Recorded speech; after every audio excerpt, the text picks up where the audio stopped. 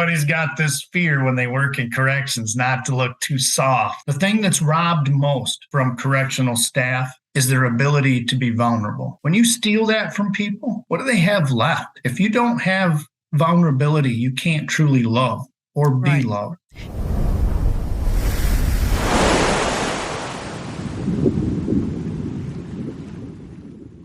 Well, hello, Andy. Hello. Hi. Thanks for having me. Yeah, it's such a pleasure, Andy, because I was thinking about the fact that we met, I think by email back in 2015, and then in person when we did the study for you for Michigan Corrections Organization. And then our paths kept crossing after that. And then you had me at the Blue Ribbon Commission, and then you were so graciously able to invite me to go with you to Norway. And I feel like we have a long track together that has been really beneficial and really positive and helpful and full of integrity and hope and creative approaches to things. So it's absolutely a delight for me, truly, to have you here as a friend and as a co-visionary and collaborator, and to talk about your journey. My goodness, you started as a correctional officer in a system that has been known for being kind of rough.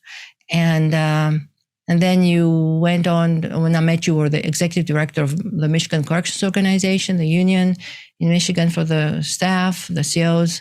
And then now the founding director of One Voice United with a very big, big vision. So I would love to hear from you about what your perspective was, like starting with a correctional officer.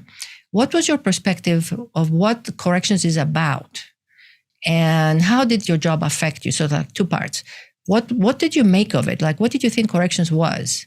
And then how did your job impact you? So let me just start back when I first hired into the Department of Corrections. I was very young, 22 years old. I lived in a very rough neighborhood. So growing up, I, was in a little bit of trouble myself. So for me, going to a higher education for my friends and I probably wasn't an option. Not in our mind anyways. When we grew up, we talked about what our options were, and they were mostly the military, going into perhaps a factory job or something along this lines. Corrections in the 80s started to boom because of the war on drugs and getting tough on crime and all of that. So we had correctional institutions being built around us. The area I grew up in was known for having prisons close by. And so that was certainly an option for me and my friends and others that I grew up with. And that's the option I took. That's the direction I went in. And it was really because it had decent benefits. And, the pay back then, it was a little over $8 an hour. It wasn't much. But it was a pathway into the middle class. So it was something, and that's how I viewed it. I thought in my mind, I think I can relate to some of these folks, perhaps. And if I can change one life, if I can be instrumental in helping or changing someone's perspective or their path in life and have a good job, why? That sounded to me like a pretty good option. Yep. And it did not take long for me to understand that this system, the criminal justice system, was never designed for success, not for those who were incarcerated or myself. It was not designed so that I could come in and mentor or change someone's life. Or that was that is not what it was designed for then. And we've continued down that same road to today. Wow. So going in, I realized this quickly. The training was great. I liked it. I was pretty physical, athletic. So the training going in was great. I got some education in college going in to get my college educations to be qualified for the civil service test. but when you get into the academy right away, you start to be trained to be very distrustful. Mm-hmm. And so there is a conditioning that starts to take place starting day one. Yep. And a lot of that conditioning is paramilitary. Mm-hmm. It's you'll follow orders. You're going to do the job and you're going to shut up and you're going to pay attention to what you're doing. And you're not there to help. You're not there to do anything except security, custody, maintain security, custody, and make sure everybody gets out alive, which to this day, I believe is critical, crucial, and quintessential. Everybody has to go home at the end of the day. And, but little did I know then that how you go home, Yes, and what kind of mental state you're in when you go home, and what mental state you are when you come back the next day, what could shorten your life as much as anything else you encounter. So you learned those things as time went on. You know, as time goes on, you become desensitized, so you don't realize. Yes. You don't realize what is happening with how you respond to everyday life. Yes. How I respond to my family, how I respond to friends, how I respond to relatives, and even the general public. Right. You don't realize what is going on in your life, but you do know that it's a high priority to be strong, to not show fear, not show weakness, to be able to make sure those whatever you're asked to do or told to do gets taken care of. Make sure people are safe. It's a constant high alertness that you're under. Constant, 24 hours a day. It isn't something you can just go home. People say, well, when I go home, I just leave it at the door. Look, and they also say it'll never change me. Yes. And this job will change who you are. You will be different. You're not getting away from it. Yeah. But I will say this, but I did feel, Katerina, we've talked about this. I did feel like somewhere in this that I was making a difference. Ah, great. I did feel like what I was doing was important. What I was doing was protecting the public and the community.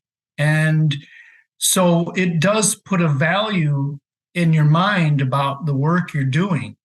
It's just not celebrated by everyone around you. It's not celebrated by the public. It's not. So you're very isolated in that. Yes. But it did give me a sense of pride in some ways and a sense of satisfaction, even when I would go home. Now, this was initially. Later on, you kind of lose that satisfaction because you don't get to build a product of satisfaction. There's no product at the end of the day that's better in my mind. I wasn't seeing that. And I don't think a lot of corrections officers see something better at the end of the day. Right. Right. And you may even have other stuff happening like conflict with supervisors, with coworkers that kind of take away from that sense of accomplishment and teamwork and such.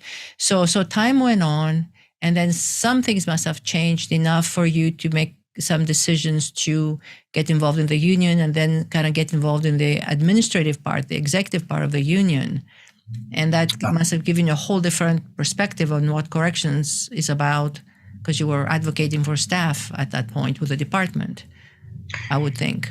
Yeah, you're under immense scrutiny all the times by supervisors, by the public, by everyone. It is a very us versus them system right away. It is an us versus them. Everything you do is under a microscope. You're scrutinized. People that are going to make decisions in a supervisory position or an administrative decision is made, you have to follow those orders out. And so guess what? If it doesn't go well, if you don't follow those orders in the right way, there's a lot of scrutiny. Things can happen. People can die. Things can Mm-hmm. get sideways very quickly. And so that is then puts you in a different kind of place because people are going to cover their backside. Yes. That's the nature of the business as well. And a lot of that isn't talked about. Yes. And that is another piece of why I became so involved in the union. I learned very quickly what the rules were. I learned very quickly what I could or could not do legally and otherwise. You have to understand where you are at in this system, or this system will just chew you up and spit you out. So advocating for others has just always been in my nature. I don't like bullies. I don't like people that pick on other people. And I've always been one to stand in the face of that. And this seemed like a more natural fit for me almost than anything.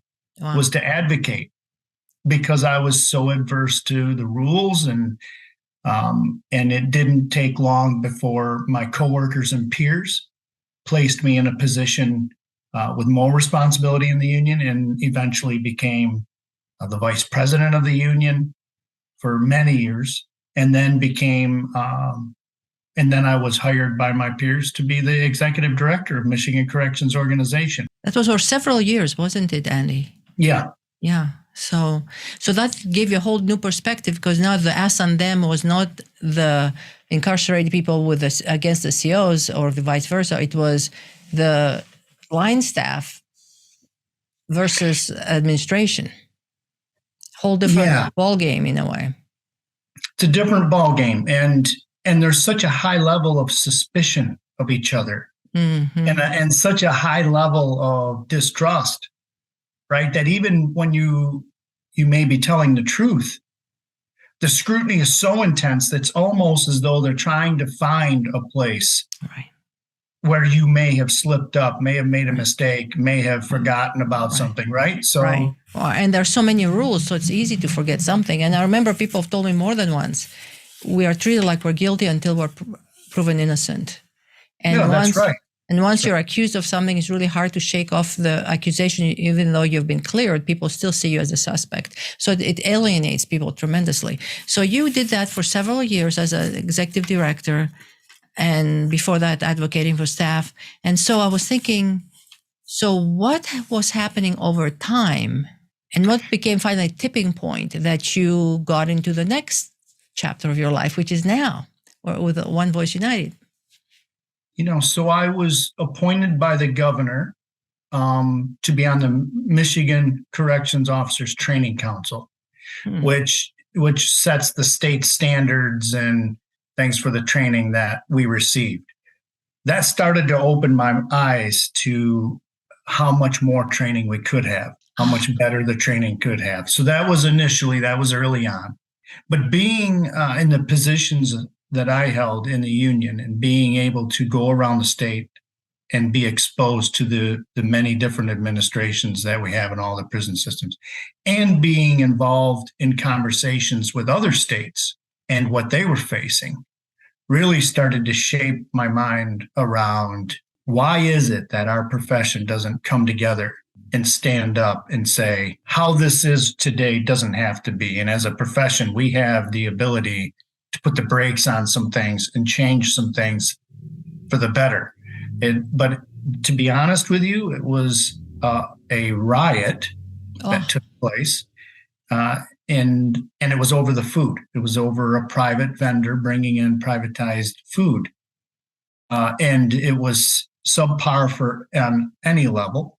And we had a lot of officers that really took a chance and documented and even took photographs. Wow. And we took this to the legislature. We took it to the governor and said, look, I'm not arguing the privatized piece even. Because they would always be like, well, it's typical. A union's going to argue the privatization of something. It's not. It wasn't it at all.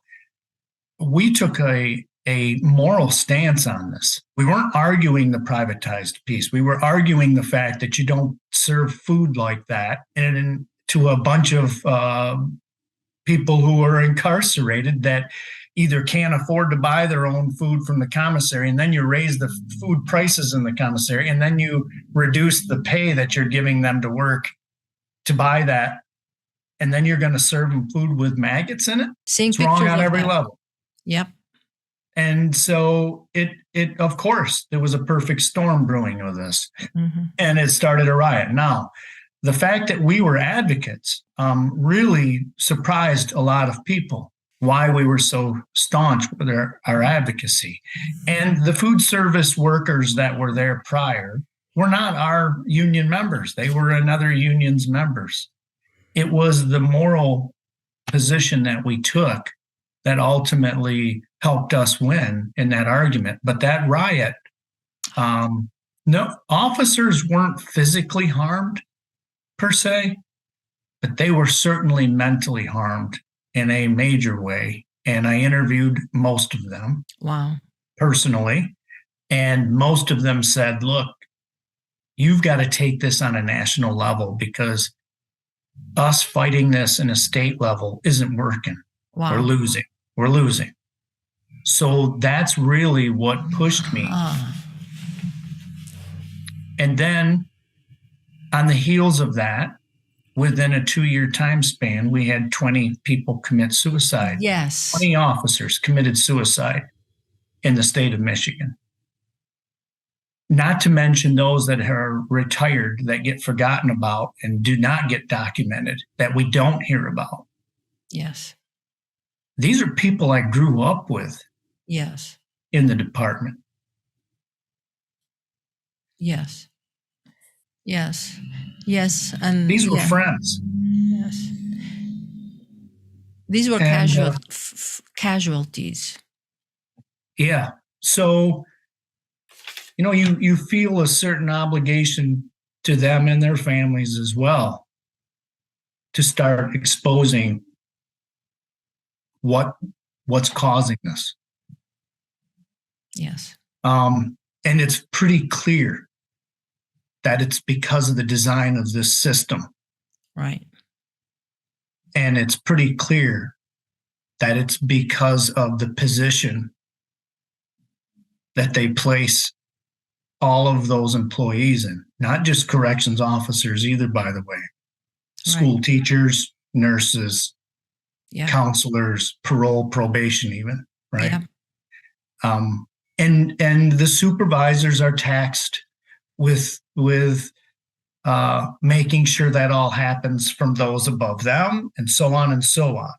Yes. So I just couldn't understand why we all could not come together and use one voice to say, wait a minute, there is something very wrong with this picture.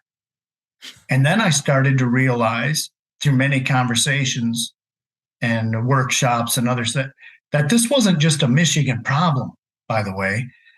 This was a national issue. These were national issues, short staffing, the way we're, trained. The whole thing was a national problem. Then, Katerina, as you know, right, we start to network with those in other countries, and we start realizing that this is also an international problem. So we have a global crisis on our hands, as far as I'm concerned, when it comes to the wellness in particular, but also the design of why we incarcerate, who we incarcerate, and at what rate we incarcerate, and then what is left for those who work in there and live in there. And how do we figure this out in a way that if they're going to redesign this, if they're going to restructure a criminal justice system, how can they not leave us out of that conversation? How do they leave us out of that conversation? Right. I studied, starting in 2015, I started to notice a huge shift in the work just happening in my state, but also in other states. I was starting to hear criminal justice reform. I didn't even know what that meant. Prison reform. I was like, what is this? And what does this mean?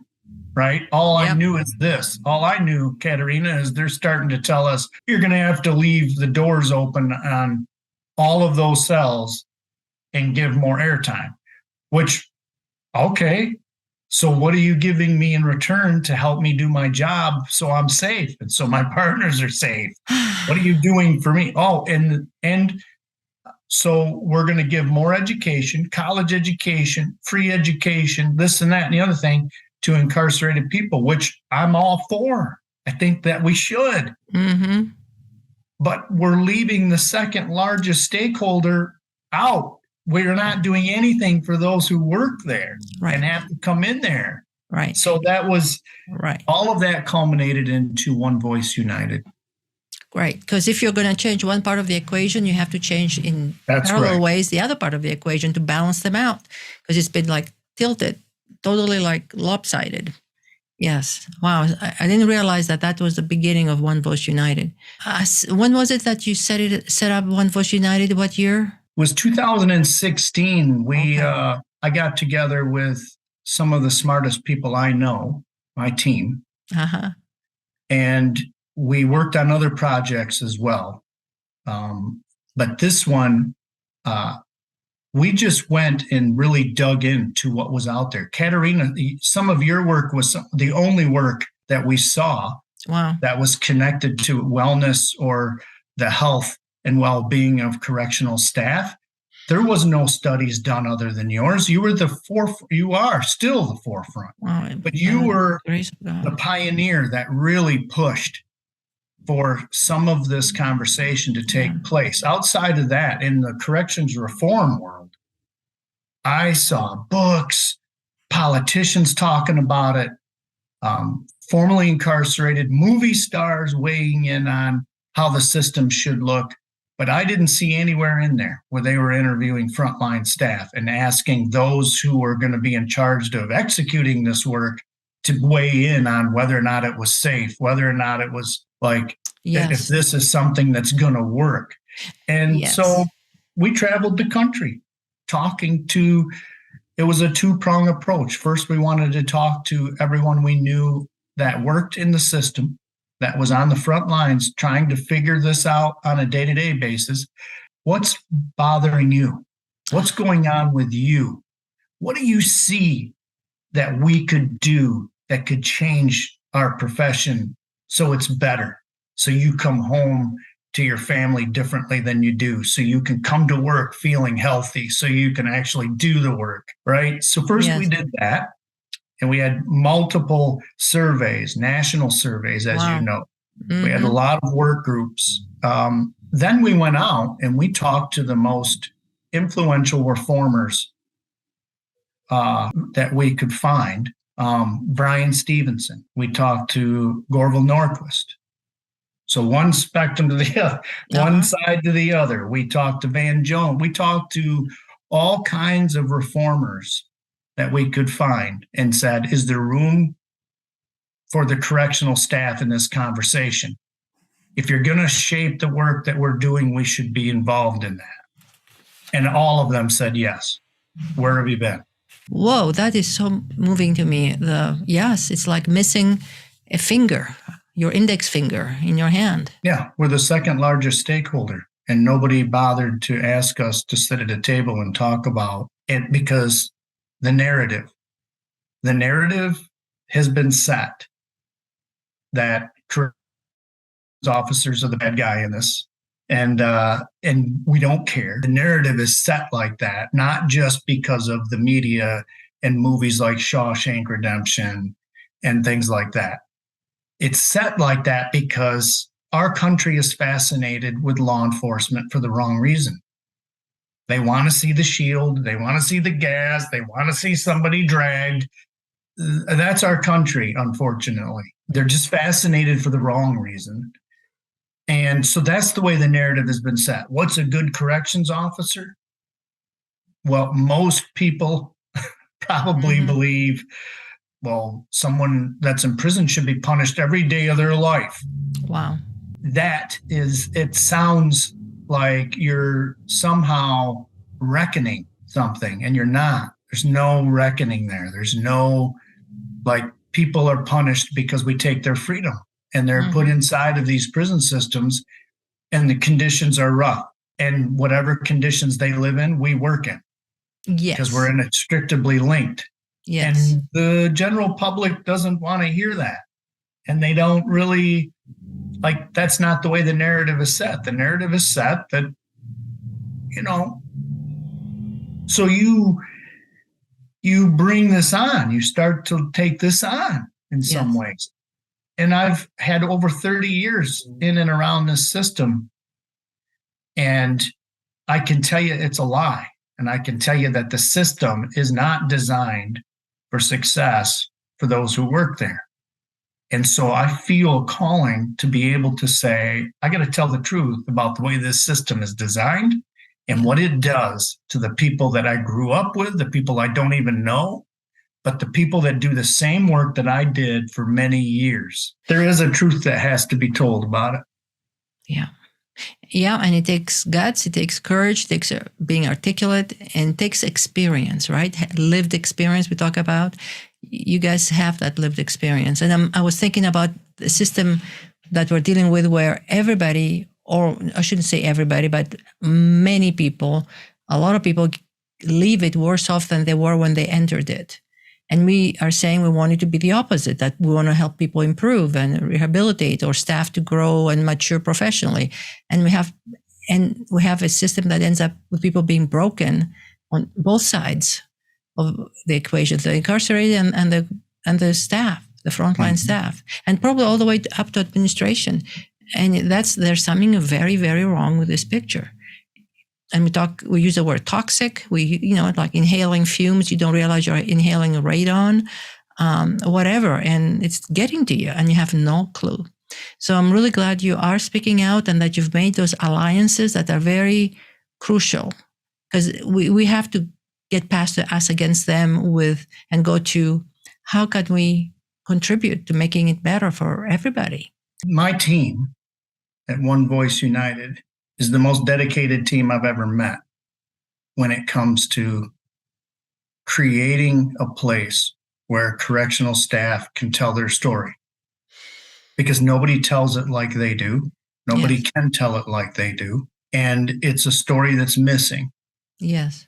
They've been painted right out of the picture. Right. And what we want to do is paint them back in.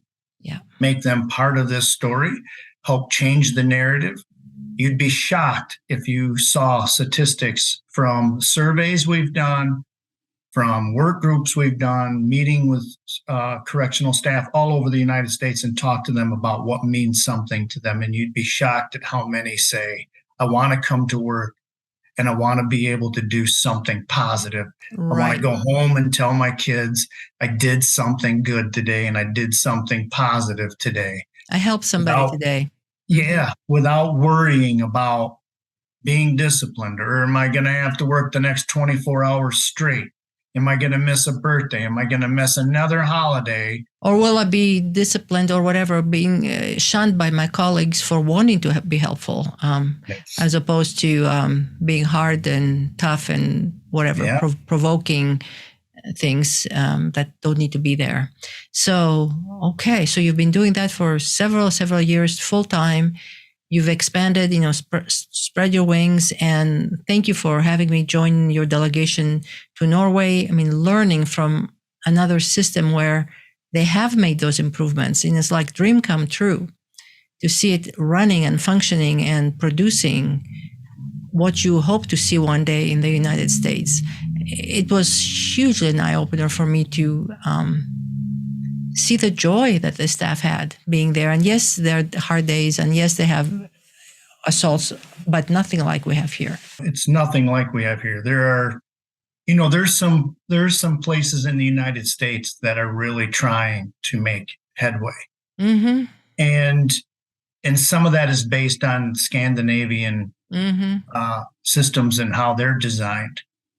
And we can't lose track that the cultures are different in those countries than they are in the United States. We talked a little bit earlier about what the culture is in the United States, and it's much different in some of those countries. But I can tell you that one of the reasons, and I have experienced some of the pushback when I have conversations and I try to tell people, like, the system is this, the system is set up like this.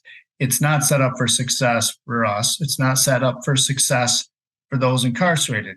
And right away, people are like, oh, you're being soft, right? We've always got this fear. Everybody's got this fear when they work in corrections, not to look too soft, because that's how the system has designed us to be. That's what the system is hoping we won't do, is have that humanity and have that longing for dignity, not just for those incarcerated, but for folks that work there, people I represent. I want them to have dignity with their work. And some of the work we do, that's taken from them. The thing that's robbed most from correctional staff is their ability to be vulnerable. Yep. Oh my goodness. And when you steal that, and this system steals that, because it's like a frog in water being heated up slowly. So I say it's stolen. When you steal that from people, what do they have left? If you don't have vulnerability, you can't truly love or be loved. You can't be tender. There's no tenderness that's allowed. No. And when you don't have that, when you're not able to allow yourself that, you also lose hope. Yeah, you get disconnected, and your relationships fall apart, then you're all alone, then you become vulnerable to suicidal thoughts. I mean, and of course, killing yourself by drinking too much alcohol or whatever it might be. People lose hope and give up. So when you try to bring that back in through programs or conversations, it's risky. Yes. And it's very risky for union leaders to talk about criminal justice reform because of the stigma that's attached when it comes to the folks we represent. They hear you're doing something in the system to make it easier and less safe for me. Easier for those who are incarcerated, and it's going to make it less safe for me. Right. And that's because they've been left out of this conversation. So we now have to reset how we see it, hear it, the terminology, the translation of it. And so in the groups that I work with through One Voice United, the thing we talk the most about is, look, why are you allowing an agenda to be set when it doesn't include you? Why don't we start to develop our own criminal justice agenda? What's our reform agenda look like? Right? And how can we be a resource instead of a roadblock? Because it's going to happen. This system is changing. There is a shift happening, and we're being left out of it. So how do we engage? How do we inject what we know as the true consultants, the true professionals, not politicians and people who've never done the work, but how do we inject what we know about this work and what we really want and long for? But it's risky because you're now entering into a place where you got to talk about that humanity and that dignity, and you got to, Right. You got to be vulnerable. And one thing that I keep going back to in my mind is that we talk about post-traumatic stress a lot in our work. And one of the things that post-traumatic stress does is try to save your life from the next episode, from the next danger. So it's set up to make you want to back off, back away, or attack to protect yourself, to save yourself. And it's hardwired at this point. It's hardwired. Lower level centers, you don't have to think about it. It's there. It's ready to go out of the box reaction, immediately. So you have to counter all that to be able to see somebody as a human being. And yes, they're dangerous potentially, but they're still a human being. It takes a lot of reprogramming and rewiring, and that's a lot of work. And people feel that you put their life on the line by saying, see this person as a human being. They think, you're going to get me killed. I have to think of them as lower than animals. Otherwise, I can't stay safe. And so it becomes a tough place to be. Yeah, because you're saddled with that work, and you're just trying to make a living.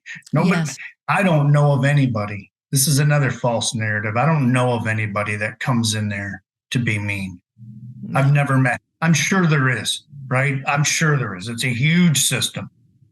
And in all my years, I can tell you, I never met anybody that I thought just came into this work so they could abuse someone No. or be mean to someone. I've never met anybody like that. Now, I've seen officers overreact or do something. And sometimes this is a fight or flight kind of exactly situation. And that's humanity that at its worst and best, because you got to protect yourself in those around. So things happen. That's why it's so critical to have unions in prisons. That's why it's so critical for some representation to take place, right? And it's also critical and crucial that those of us doing that work can put the brakes on this and say, I need it safer. And what would that take? What would it look like if I could go to work and not be under those kinds of pressures, but be looked at as a partner in building some success for somebody? That's not always possible, right? That's in a prison. I can tell you, some people they need to be in prison, will never function correctly. Otherwise, there's no doubt in my mind. And I don't have all the answers either, by the way. But I know this. I know working with you and others that are trying to dismantle how the narrative is set right now, and how do we approach this collectively as human beings with dignity and respect for each other? And how do we support each other in a way that allows for the space so we can talk about this without being judged by our peers, without being judged by others? How do we do that? Yes. And now I go back also to some bottom line stuff about we need to put our money where our mouth is. And when I was in Norway, I was amazed, shocked that the ratio of COs to the incarcerated was 1 to 10. It's like, whoa. And they thought it was they had too many on their caseload, so to speak. They wanted 1 to 8 or 9. So I'm thinking, whoa, imagine if it was like that in places where we have one CO with 85, 100 people who are incarcerated. Can you imagine if you had 8 and 9 and 10 of them there, how different it will make it feel?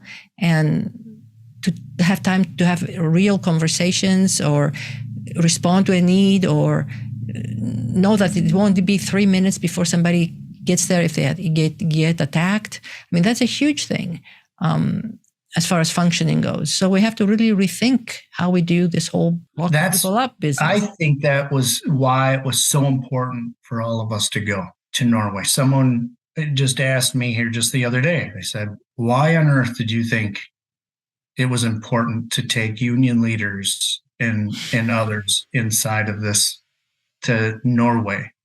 Why do you think that was so important? Look, for me, it's simple, because I have been to Norway 3 times. I have went with different kinds of groups. I have heard so much from administrators and others about the Norway model that I thought it was important for union leaders to go experience this, see it firsthand. So when they're sitting in those conversations, they are also able to see, well, by the way, I've been there. And by the way, I have seen this system and I've seen it work. And I can tell you that there's some places that probably will work here in the United States. What we don't hear when administrators and others go over there and reformers go to Norway and come back and implement a program, what we don't hear, Katerina, is the fact that the unions in Norway helped shape that system. By law, they had to be involved. It was a 3-pillar decision-making process. Right. And we don't hear about the staffing ratios. Right. You don't. So, or the education, 2 years of paid education in the training academy. And the other thing that we were told there, you probably remember, is that the 2 union leaders or the 2 unions are sitting on the committee that selects new recruits. That's right. They're part of that committee, 5 or 6 or whatever, however many people at the committee. But the 2 union leaders are part of the selection process. Total involvement. And so it's important, like if you want to bring a Norway model to the United States, boy, if some of our union leaders could sit across the table and say, yeah, and if you want to have ratios like that, we're all for it. If you want to have education and training like that too, we're all for it. If Yeah. you want to have some of those kinds of alternatives and the support that they give the staff, they give them so much support, yep, we're open to that too. How about those things? And how come you're not saying that the Right. union helped shape it, right? Right. There's some things missing Oh my in goodness. that recipe. It's like having, 10 ingredients, but you're trying to make the cake with only 3 or That's 4. right. Like, are you kidding me? It will look like something, but it won't look like the cake you were planning on. So yes. And we need to have those conversations because people have no idea. I had no idea about those things before I went. I had read about some things, but it was all on the other side of the equation. So you got grabbed by this vision. So what is your vision? If you can kind of speak broadly, dream, what is your vision as we move forward for corrections? One thing I know is in my time in Michigan, we closed a lot of prisons and it affected a lot of lives, some good and some bad. I saw prisons being closed and then double bunking happening in another prison. Oh. Right? I've seen staff displaced without any direction, having to move hundreds of miles away or lose your job. No job programming to help them discover what else they could do for a living. Just left out, right? I've seen, so where one group gets to celebrate perhaps because a prison's closed, I see a byproduct of that that's not so great and not so pretty for a lot of people. Yep. All right. And so my vision is this. I understand we're going to have a smaller system. It's happening across the country. But I don't hear a lot of conversation about what criminal justice reform is when it lands. Like, what is that when it lands? And that's what I want to get after, is what is going to be left for those who are incarcerated and those who are working there. What does that look like? And how can we do something as a profession, as all of the professions that work here? How can we now get ahead of this and get into this conversation and help shape something that's going to be much healthier, much more celebrated, much more supported? Like, what does that look like?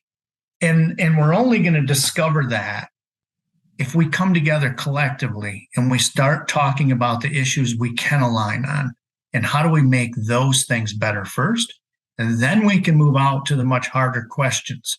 But my vision right now is to really have a place where professionals like you and others that really want to support this profession and really want to help make it healthier and safer, that where we can all come together, take a deep breath and say, what do we want out of this? What should it look like for us so that we can be healthy? So when we go in, we can perform a healthy job and we can do things for others as well. But it's like, when you're on an airplane and they tell you something happens in the event of, and the airplane's going down, the masks are going to drop, put your mask on first, because then you're going to be able to help the person next to you. But if you don't have oxygen, you're not going to be able to be much good to the person next to you. And that's where we're at. We are in a plane, right? That I feel like those masks have dropped. Ooh. And they're asking us to put the mask on the person next to us before we put our own mask on. And we can't do that. And you know what, Andy, sometimes you don't have a mask coming down for you. That's what I've seen also in some places where there are no masks for the staff. There are only masks for the other side of the bar, so to speak. And it's incomprehensible to me. And I'm not saying, look, I want a plane where everybody's masks come down and everybody can put their mask on. Don't get me wrong here, because I don't think it's healthy any other way. This has to be a holistic approach to a system. We have to be the professionals and the true consultants here Right. if we want to change this system Right. in a Right. way that it benefits everybody. Right. So staff have to be well to be able to help other people get well or stay well, or even if they never leave prison, some people may never leave prison, but to help them improve even within those confines. Yeah, the staff have to be well to be able to do that. If they are barely surviving, if they're hanging on, if they're hungover, if they are depressed, overwhelmed with post-traumatic stress issues, they cannot help anyone. They were barely functioning, and now with all the sleep deprivation, it's just madness. It's really madness. It's like running on one cylinder and expecting people to do that really high level, complicated interacting, and in a crisis mode sometimes when they're so sleep deprived. So, wow. Okay, so that's a big vision, very important. May your voice keeps getting louder, so that you get heard and have opportunities to come to different tables to contribute.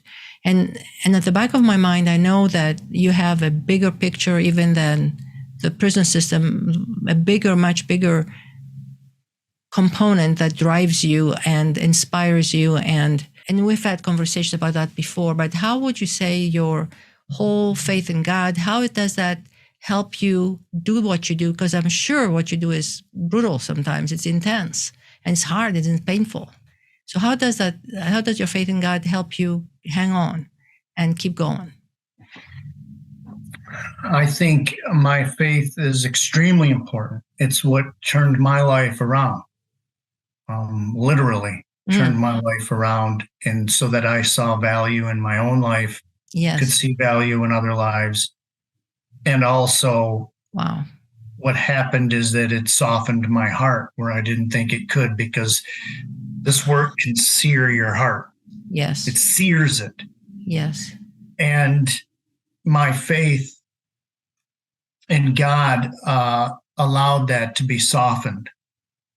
Yeah. And the more I get into my faith and the more I pay close attention to my faith, the more I have hope, and the more I have vision of giving hope, right, and giving out leadership and giving out. It's like manna.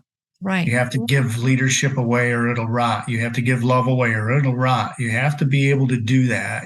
And for me, it's quintessential. And I believe my faith has put me in touch with people like you and others. Thank you. It is divine appointment for me. Right. Yeah. Yes. And so it's almost like your faith helped you to learn to love again. Yeah, totally. Because you received love, God's love, and then you were able to soften, receive it, and start passing it on. Because I see your work as a labor of love, really, that there's compassion. I remember once you told me about meeting with families of people who had been incarcerated and what they had been going through, and how it kind of broke your heart to hear their stories.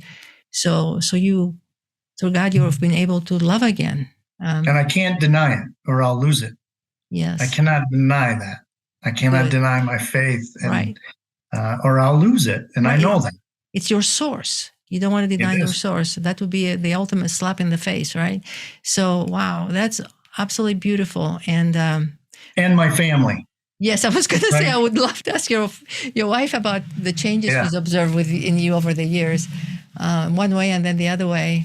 Yes, your family also is a source of love, of course.